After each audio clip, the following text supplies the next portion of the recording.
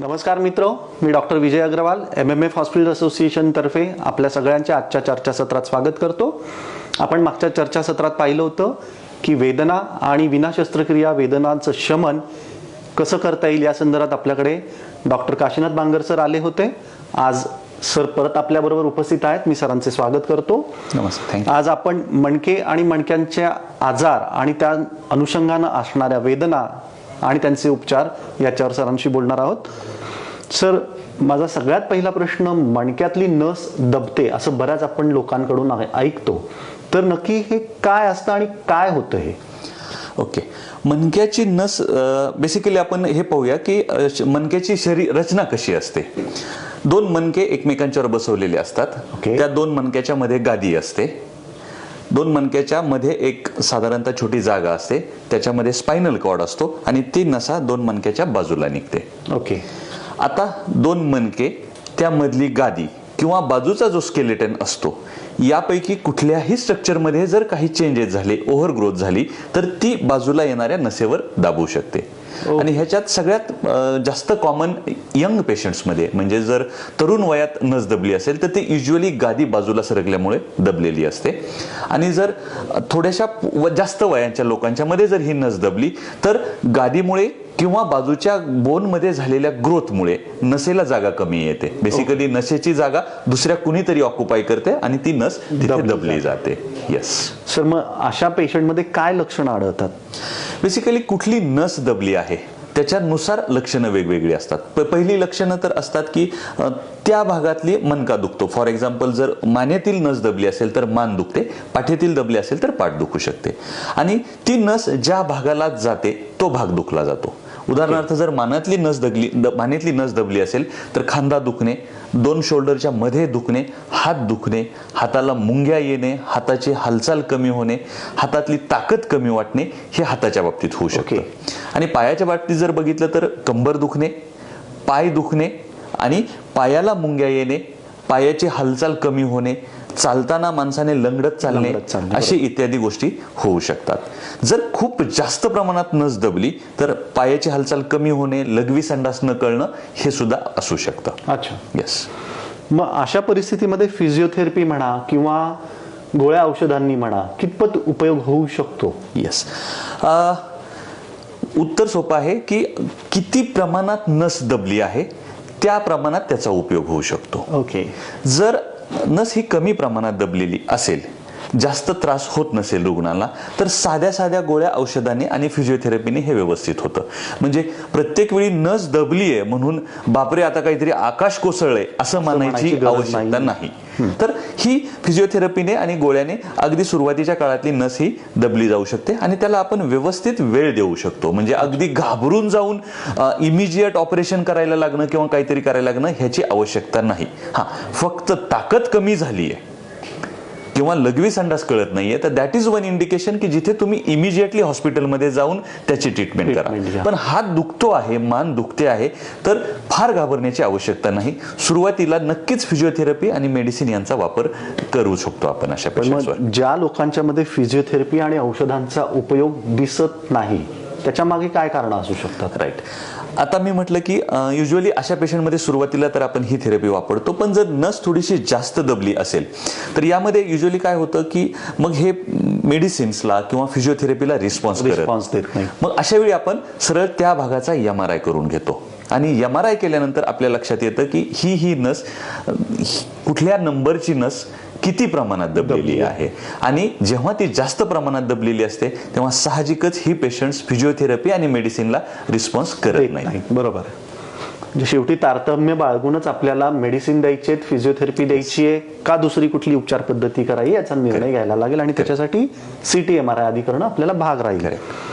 बरं, मग अशा पेशंटमध्ये काय उपचार पद्धती असू शकतात? ओके, अशा पेशंट्समध्ये मी तुम्हाला एक चांगली गोष्ट सांगतो की लेस दॅन 5%, म्हणजे 5% पेक्षा कमी लोकांना ऑपरेशन लागतं. अरे वा, छान. म्हणजे अगदीच बापरे आता घाबरून मणक्याचं ऑपरेशनच लागेल का वगैरे, तर ही शक्यता अत्यंत कमी आहे आणि ही आपल्या सगळ्यांसाठी चांगली न्यूज आहे. अगदीच.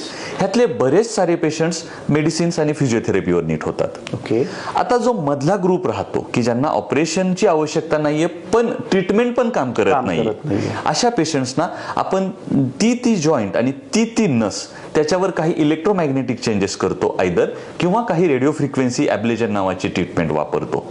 तर ह्या दोन्ही ट्रीटमेंटमध्ये तिथे चेंजेस होतो आपण, आणि ते चेंजेस करून ह्यांच्या पेन कमी करता येऊ शकतात. ओके. आणि ह्याच्यामध्ये आपण ऑपरेशन नाहीये हे, पण ती नस शोधावी लागते. मला आपल्या एक्सरेमध्ये, कंटिन्युअस एक्सरेमध्ये ती नस शोधावी लागते, आणि तिथं बेसिकली पेशंटसाठी हे एक इंजेक्शन आहे.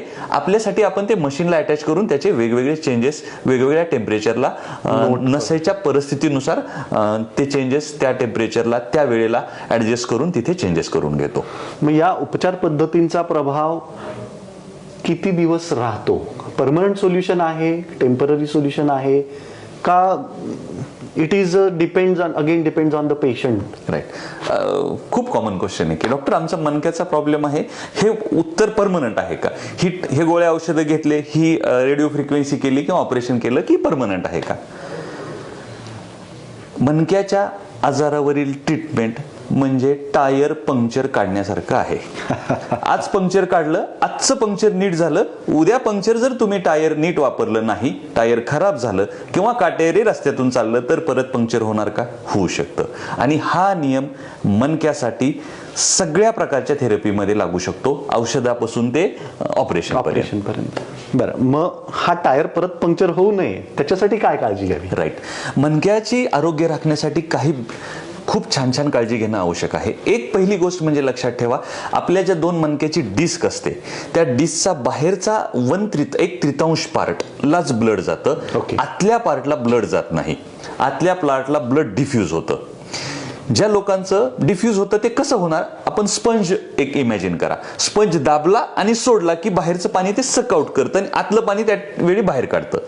तसं डिस्कची जेव्हा मूवमेंट होते तेव्हा आतलं जे साचलेलं असतं, ज्या डेब्रीज साचलेल्या असतात त्या बाहेर येतात आणि बाहेरचा फ्रेश ऑक्सिजन, बाहेरचे फ्रेश न्यूट्रिएंट्स आतमध्ये येतात.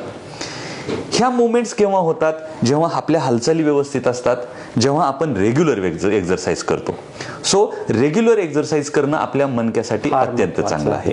गोष्ट नंबर 2, जर काही स्पोर्ट्स पर्सन्स असतात किंवा काही लोक असं म्हणतात की आम्ही चालता चालता डॉक्टर काहीच नाही झालं, फक्त एक बॅग उचलली आणि कॅच आला आणि मणक्याची डिस्क सरकली, तर त्या बॅगने कॅच नाही आलेला. तो कॅच तेव्हा सुरू झालेला असतो जेव्हा तुम्ही एक्झरसाइज करायचं बंद केलेलं असतं. तेव्हापासून तो कॅच येण्याची सुरुवात झालेली असते. हळूहळू डिस्क डिजनरेट व्हायला लागलेली असते. खूप जास्त इंजुरी झाली, खूप जास्त जिममध्ये वेट लिफ्ट केलं किंवा खूप दणके बसले मणक्याला तरी ती डिस्क दबू शकते. सो ह्या गोष्टी आपण टाळायच्या आहेत. याचसोबत सूर्यप्रकाश हा आपला मित्र आहे, ज्याच्यामध्ये व्हिटॅमिन डी आपल्याला शरीराला मिळतं आणि हाडांच्या आणि मणक्याच्या बोनसाठी हे चांगलं असतं. सो या गोष्टी आपण जर केल्या तर आपल्या मणक्याचं आरोग्य हे अत्यंत व्यवस्थित राहतं. अगदी खरी गोष्ट आहे सर. नित्य व्यायाम, चोख आहार महत्वाचा आहे, तसाच तो मणक्यांनाही लागणार आहे. आणि आता सरांनी सांगितल्याप्रमाणे सूर्यप्रकाश ही व्हिटॅमिन डीचा जो खूप मोठा स्रोत आहे त्याचा पुरेपूर वापर आपण करून घ्यायलाच पाहिजे. नक्कीच we are bless as India की सूर्यप्रकाश लोक बाहेरून आपल्याकडे सूर्यप्रकाश घ्यायला येतात आणि आपण त्याचा वापर करून घेत नाही. दुर्दैवाची गोष्ट आहे खरं तर ही.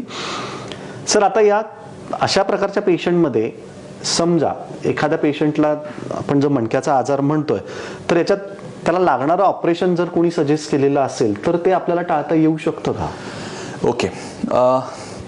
बऱ्याचदा तुमचं असं थोडक्यात म्हणायचं की मला ऑपरेशन सांगितल्याने टाळता येऊ शकतं का?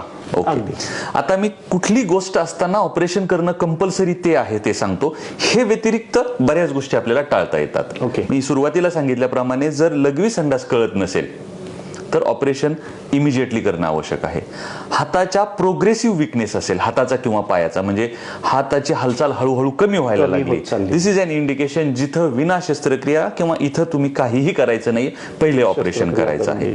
काही ट्युमर्स असतील म्हणजे गाठ असेल किंवा तिथे शरीरात युजली मणक्याचा ट्युबरक्युलोसिस कॉमन आहे किंवा इन्फेक्शन झालं असेल किंवा टीबी असेल किंवा दुसऱ्या शरीरातल्या भागातल्या कॅन्सर तिथे पोहोचला असेल तर अशा वेळी ऑपरेशन करायचंय. इतर हे सोडून बाकीच्या बऱ्याच गोष्टींमध्ये आपल्याला ऑपरेशन टाळता येतं. छान. आणि तसंही 5% कमीच लोकांना ऑपरेशनला. बरोबर, आता तुम्ही सांगितलंच होतं. बरं, पण मग असंही लक्षात येतं की बऱ्याच जणांना मणक्याच्या ऑपरेशन नंतरही त्या वेदना कायम राहतात. मग याच्या मागे कारण काय आणि त्याला आपण काय मदत देऊ शकतो? येस, बरोबर आहे. ऑपरेशन नंतर वेदना होणं ही पण एक गोष्ट पाहायला मिळते आणि ह्याच्यात बरीच कारणं असतात. जरी सगळी शस्त्रक्रिया व्यवस्थित झाली तरी सुद्धा जेव्हा ऑपरेशन केलं जातं त्यानंतर मणक्याच्या काही जॉईंट्सवर ताण येऊ शकतो, कारण काही भाग काढलेला असतो. त्यामुळे तो ताण येणारा भाग हा वेदना द्यायला सुरुवात करू शकतो. हा भाग नंबर 1. भाग नंबर 2, कधी कधी काय होतं, जेव्हा ऑपरेशनचा शरीरात स्कार तयार होतो ना, आपण भरून येतं, जेव्हा जखम भरून येतं तेव्हा स्कार टिश्यू तयार होतो. तर स्कार टिश्यू तयार होताना त्याला आपण फायब्रोसिस म्हणतो. त्या फायब्रोसिस मध्ये ते जर नसांच्या बाजूला झाली ते फायब्रोसिस तरीही ती नस त्रास द्यायला लागते. ओके. आणि ह्या प्रकारच्या वेदनेवर निश्चित आपण उपचार करू शकतो. याला अगेन अगदी सुरुवातीच्या टप्प्यापासून ते अति उच्च टप्प्यापर्यंतच्या याला आपण हे करतो, वेदना निवारण करतो. सुरुवातीच्या काही काळात आपण त्याला इपिड्युरल ॲडेझिओलायसिस म्हणतो.